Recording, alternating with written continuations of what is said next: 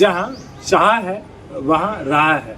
जी हाँ, यह वाक्य का इस्तेमाल हम आज इसलिए कर रहे हैं क्योंकि रांची हिंदपीढ़ी निवासी अनन्या पाल ने ये कर दिखाया है कि अभाव में रहते हुए भी अगर आपका मनोबल ज़्यादा हो, संकल्पित आप रहे, तो ज़रूर आप अपने फ्यूचर को ठीक कर पाएंगे, सक्सेस हासिल कर पाएंगे। जी हाँ, इन्होंने पिछले दिनों जो रिजल्ट प्रकाशित किए गए जैक बोर्ड 12वीं द्वारा, उसमें टॉप करने का कार्य किया है। रांची जिला टॉपर है आर्ट्स में, और पूरे झारखंड में देखा जाए तो 5वीं रैंक इन्होंने हासिल किया है। हमारे साथ खुद अनन्या है। सबसे पहले तो आपको बहुत बहुत बधाई कि इतने अभाव रहते हुए भी आपने ये कर दिखाया। लोग सम्मान कर रहे हैं आपको, लोग बधाई दे रहे हैं। कैसा महसूस हो रहा है और क्या स्ट्रगल रहा, जर्नी कैसी रही आपकी? जब रिज़ल्ट आया तो हमको बहुत खुशी हुआ कि इतना मेहनत की है तो उसका फल मिला है। मेरे पेरेंट्स ने इतना मेहनत किया था, उनको भी बहुत खुशी मिला। और स्ट्रगल, हम जैसे पढ़ने बैठते थे तो थोड़ा घर में प्रॉब्लम रहता था, लेकिन कभी ऐसा मेरे को हमको फील नहीं होने दिया। जितना अपने तरफ से टाइम देना था पूरा टाइम दिए, पढ़ाई में पूरा हेल्प के जो भी चीज़ हमको चाहिए था वो हमको हर चीज़ पूरा करने की कोशिश की। एक और हम आपसे बात जानना चाहेंगे जो कि बहुत ही महत्वपूर्ण सवाल है, कितने घंटे आपने पढ़ाई को दी? क्योंकि लोग जानना चाहते हैं कि कैसे आपने पढ़ाई किया और क्या कुछ वो पॉइंट्स थे जो कि आप अपने जीवन में अपनाए। हम पढ़ाई में से अपना पूरा दिन को बांटते थे। कॉलेज जाने से पहले का दिन को बांटते थे, 2 घंटा सुबह अगर पढ़ के जा रहे हो तो कॉलेज में जो पढ़ रहे हैं फिर घर आ कर के उसको रिवाइज भी करते थे। तो उस तरह से हम अपना दिन को पूरा बांट के पढ़ाई करते थे।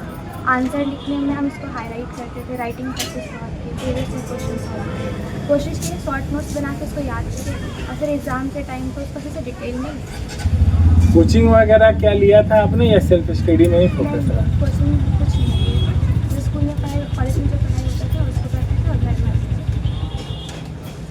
जैसा कि हमने सुना है कि आपका एक छोटा सा फैमिली बिजनेस है, पकौड़ी बेचते हैं आपके माँ पापा, तो इतने अभाव में रहते हुए भी खुद को कैसे आपने संभाला?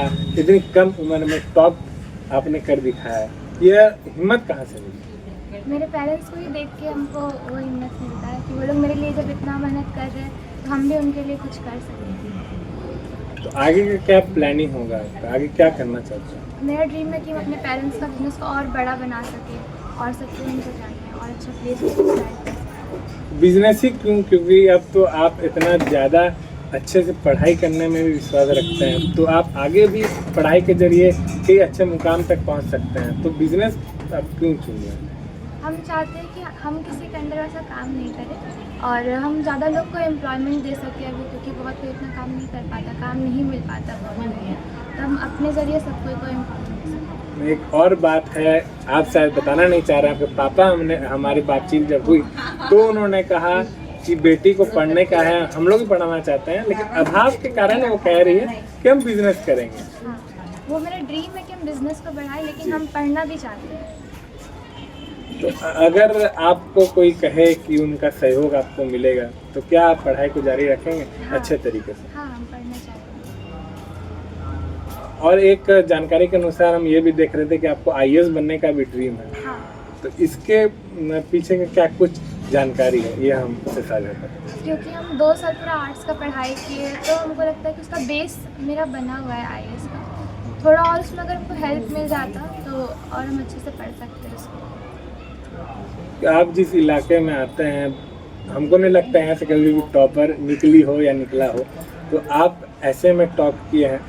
हम जानना चाहेंगे कि कभी कभी ऐसा समय भी आया होगा जब आपको लगा कि अब पढ़ाई नहीं हो पा रहा है या अब हम छोड़ देते हैं, पापा मम्मी के साथ बिजनेस करते हैं, क्या कभी आया ऐसा विचार? नहीं, वैसा तो नहीं हुआ क्योंकि एरिया थोड़ा है डिस्टर्ब करने वाला, गाड़ी सब चलते रहता है।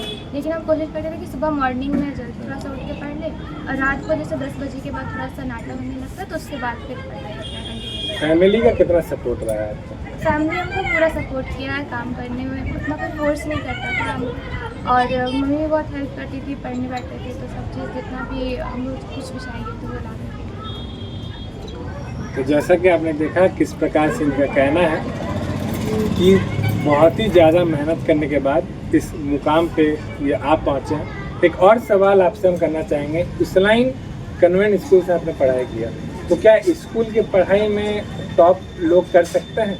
हाँ बिल्कुल, हम पूरा अपने स्कूल को सपोर्ट करते हैं कि वहाँ की टीचर्स जिस तरह से पढ़ाती है वो बहुत अच्छा है। अच्छा, एक आखिरी सवाल आपसे रहेगा अनन्या कि जो स्टूडेंट्स आगे टॉप करना चाहते हैं और उनके पास भी कोचिंग जाने का अभाव भी है और समय भी कम है, तो उनको क्या टिप्स देना चाहेंगे अपने हिसाब से? हम वो लोग को ये बोलना चाहेंगे कि वो लोग सेल्फ स्टडी करें, बुक को थोरली पढ़े पूरा अच्छे से, और जो इम्पोर्टेंट पॉइंट है तो उसको अंडरलाइन करें। शॉर्ट नोट्स प्रिपेयर करके याद करने में इजी होता है हमको देखने, तो वो करें और एग्ज़ाम में एक्सप्लेन करके उसको लिखें, हाईलाइट करें पॉइंट्स, तो वो इजी होता है। प्रेजेंटेशन आर्ट्स में माइनर है। तो आप देख सकते हैं कि मेहनत के बल पे लोग कहाँ से कहाँ पहुँच सकते हैं। यहाँ पे इनके पिताजी भी हैं, अब इनसे तो हमने आपको अनन्या के संघर्ष की कहानी दिखाया है। अब इसके पीछे जो रियल हीरो हम कह सकते हैं, जो कि हर बेटी के लिए उसके पापा ही होते हैं, हम अनन्या के पिताजी से आपको मिलवाना चाह रहे हैं, जिन्होंने काफ़ी मेहनत करने के बाद इसे इस मुकाम में पहुंचाने में अपना अहम योगदान निभाया है। आपसे हम जानना चाहेंगे कि एक छोटी सी दुकान आप लगाते हैं, कितना परेशानियों का सामना करना पड़ा और कैसे अपनी बिटिया को इस मुकाम तक पहुंचाने में आप अपना भी एक बहुमूल्य योगदान निभाए हैं। हम लोग अपना काम धाम में ध्यान देते थे, ये अपना पढ़ाई में ध्यान देती थी, स्कूल लाना ले जाना, उसके बाद ये अपना जब बड़ा हुई तो अपने से आने जाने लगी। ये अपना पढ़ाई में ध्यान देती है, अपना सिर्फ पढ़ाई, हम लोग अपना काम में, इसी तरह करते करते इस स्तर में ही पहुंची है। आपसे हम जानना चाहेंगे कि छोटा सा बिजनेस है आपका, पकौड़ी, इसके साथ साथ क्या कुछ बेचते हैं आप और कितना सेल हो जाता है लगभग एक दिन में? एक दिन में 300-400 रुपया का इनकम हो जाता है। तो क्या आप आगे जैसे ये कह रहे हैं कि बिजनेस में हम साथ देंगे, आप क्या चाहते हैं? बिजनेस नहीं, अभी पढ़ाई के लिए इसका जरूरी है, पढ़ाई कर लेगी उसके बाद तो बिजनेस सारा जीवन करना ही है। बिजनेस में बहुत उतार होता है, चढ़ाव होता है, दुख होता है, सुख होता है, बहुत तरह का झेलना पड़ता है, उसको तो अभी अनुभव नहीं है। हम लोग परिवार में कितने लोग हैं? हम लोग अभी 6 हैं। कितना मुश्किल आप लोग को आ रहा था जीवन में कि कभी कभी ऐसा भी होता है कि अमूमन ये देखा गया है कि आज के भारत में भी लोग चाहते हैं कि बेटी को जल्द से जल्द हम शादी दे दें, उनको नहीं पढ़ाएं, लेकिन आप इससे पूरा हटकर अपनी बेटी को पढ़ाने में ज्यादा ध्यान दिए। पढ़ाने में इसलिए ध्यान दे रहे हैं, अभी पढ़ लेगी, कुछ बन जाएगी तो अच्छा है, सारा जीवन तो फिर घर गृहस्थी चलाना ही है, अभी जब तक समय है तब तक पढ़ ले।